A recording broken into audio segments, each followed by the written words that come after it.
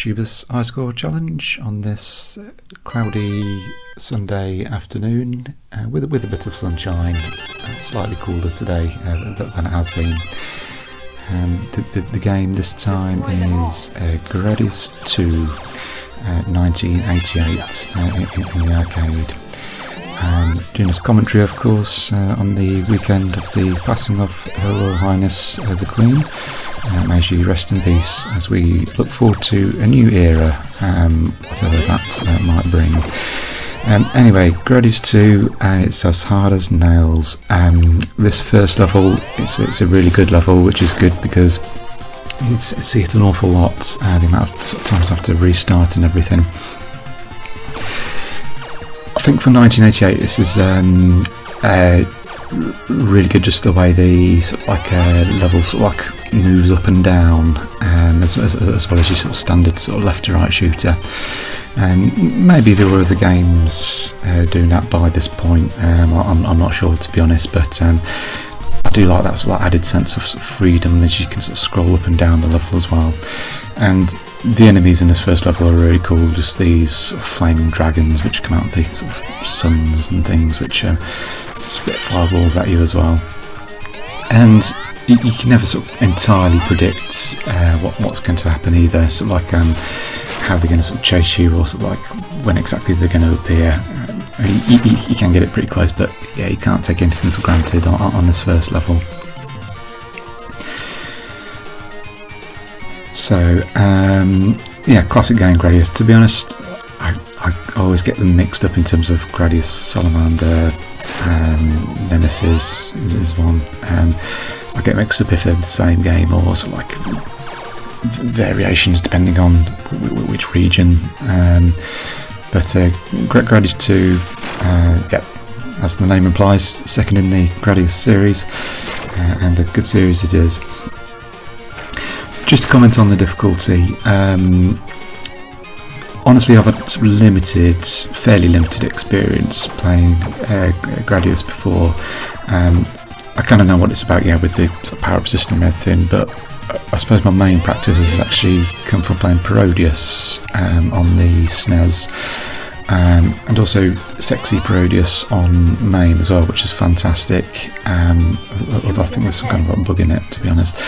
But it's just a really good, just a really good series, and you know, like the spin-off of Gradius is as well. It's super duper challenging. It's the kind of game which, unfortunately, I think in some parts, if you lose a life, that's it. It's pretty much game over. I'd say it's a flaw in a way, because that's what lives are for. Lives are given to sort of let you get back into the game and give you another chance. But in a lot of places, that chance won't be forthcoming. You'll just be sort of thrust back into it with no power-ups, and you'll just be sort of overwhelmed pretty much straight away. If you're very, very lucky, there might be sort of one or two bits sort of fairly early on which you can sort of like worm your way back into the game, but otherwise you're almost sort of better off restarting as soon as you lose that first life, which is a bit of a shame. But in true sort of like 80s sort of hardcore arcade style, it's kind of like it's the stuff legends are made of. If you can complete it, yeah, with that adversity, then wow, like well done. If you'd see someone in the arcade sort of like get far in this game, you'd be in awe, I'm sure. It's not like him. You can just keep on feeding it money till you get to the end. No, you've got to have some serious skill to do that.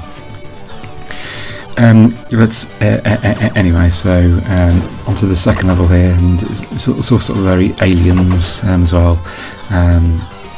Understandably, great Aliens films around about that time, and yeah, it's just ideal for games really. Just amazing design, great to blow up. Yeah, fantastic science fiction. It fits the sort of space theme of Gradius very, very nicely. So onto the level 2 boss here. I mean, already by this stage, yeah, if you've lost a life, even if you manage to get this far, you're pretty much doomed if you haven't got your ship powered up, just because of how much you need to sort of shoot to take out those bullets, which have been sort of thrown at me, and also sort of to damage the main boss. So without the lasers and the power-ups, it's I dare say nigh on impossible. Or it'd take absolutely ages to do it, and you'd be dodging for ages, and your hands would be killing. But yeah, so far so good on this run. Got all my power-ups. The trick now really is to just sort of try and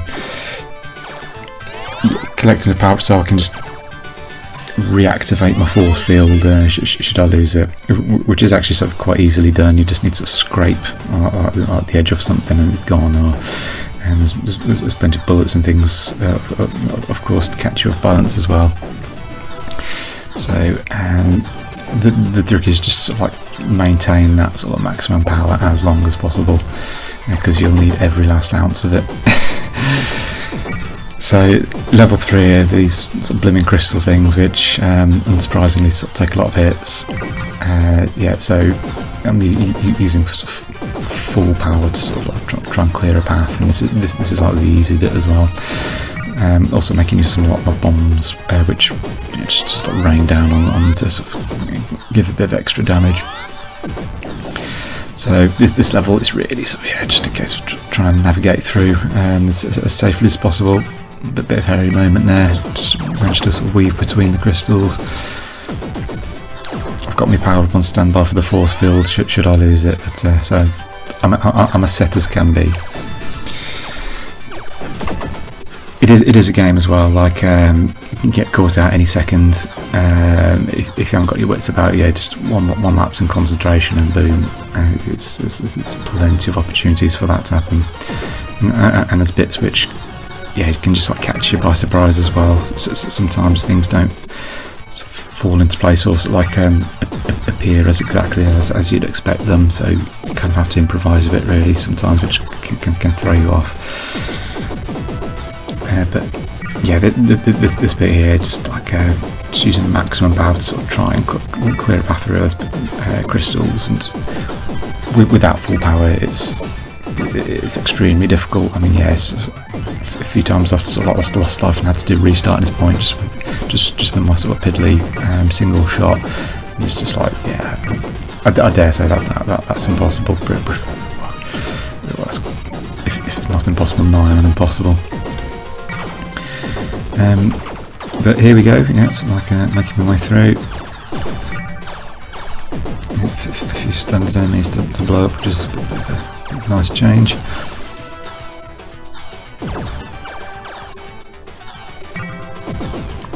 And approaching the level 3 boss.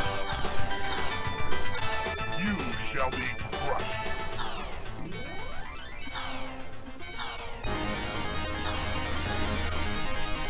Destroy the core.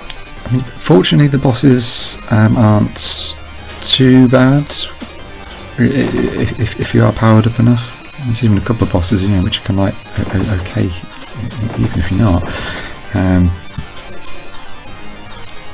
But yeah, I'd say the main challenge is sort of getting through the level itself. Really, boss fight at the end is nice, but fortunately not mega difficult compared to the rest of the game. Yeah, which is really difficult, of course. So, changing tactic, it's pretty much the only time I use this really, but I've switched my weapon to the double, so it's got like an upward shot, because there's a lot of things on the roof and stuff which I'll be needing to take out.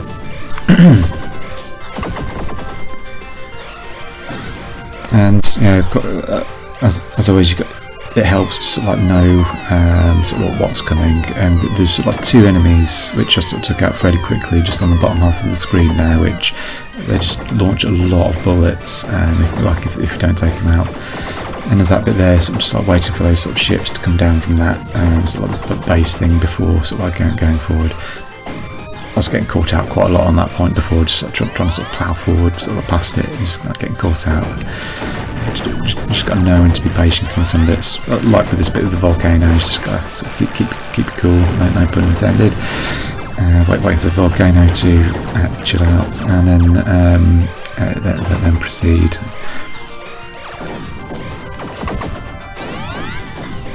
Yeah, and this is like a point in the game where already nerves are jangling, because it's no mean feat to get this far.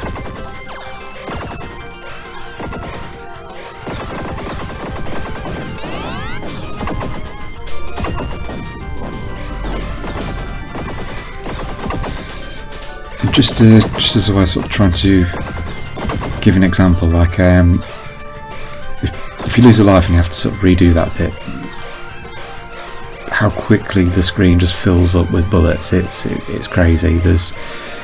It helps put into perspective really how much the game is actually throwing at you. It's yeah, there's just like so much.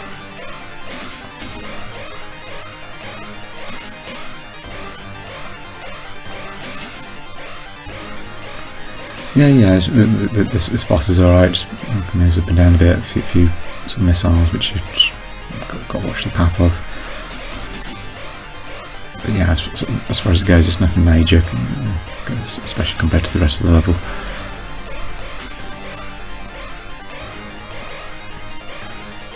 But yeah, my target today was to sort of try and at least get past this boss.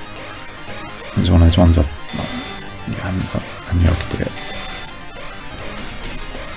Got to this boss a couple of times before, and I just because my nerves were a bit jittery, I did a couple of stupid things. I flew into it, not on one of the previous runs, and also flew into the ground on another one. So I was thinking, as long as I don't just fly into shit, and I'll be alright.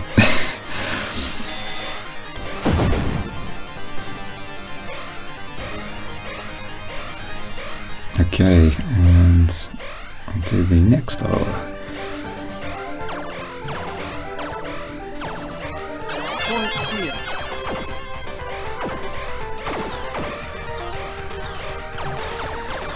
Yeah, for this level coming up, I opted to return to the laser. I think yeah. In fact, thinking about some of the things this level throws at you, it's like I'm pretty sure that's got to be the weapon of choice for this one. I mean, I suppose it'd be handy to sort of try and pick up some of the things on the roof and stuff, but kind of need that laser cutting power to sort of get through the projectiles and stuff.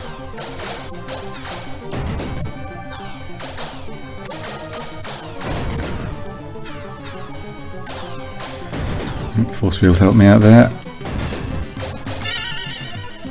Yeah, shitting it a bit because it's my force field. I'm also a fair few power-ups away from getting it back again.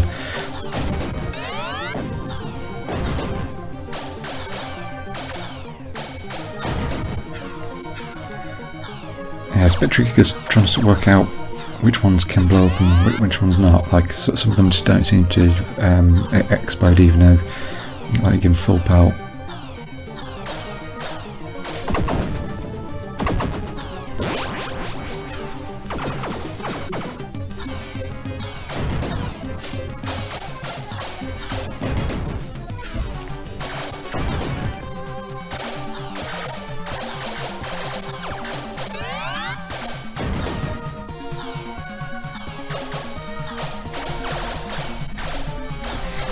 Yeah, that enemy, it took me ages to work it out until it did that on this run actually, but it actually comes onto the screen to nick one of your options. I thought it was just a plain old like nasty enemy which sneaks up behind you, but no, it actually comes and nabs one of your power-ups, which is a bit of a bastard, but could be worse, I suppose.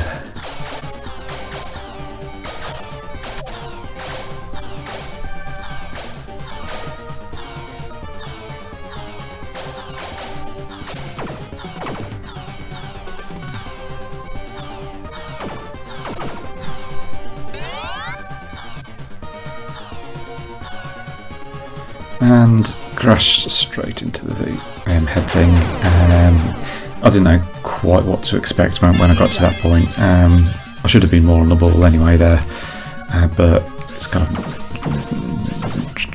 just one of them really. It's just, it happened before I'd worked out what was going on. I mean, with the benefit of hindsight, of course, like, probably could have just get back and took them all out of the ways, and it may not have been too difficult, but as it is, restart with single shot power, so it's pretty much game over already, basically.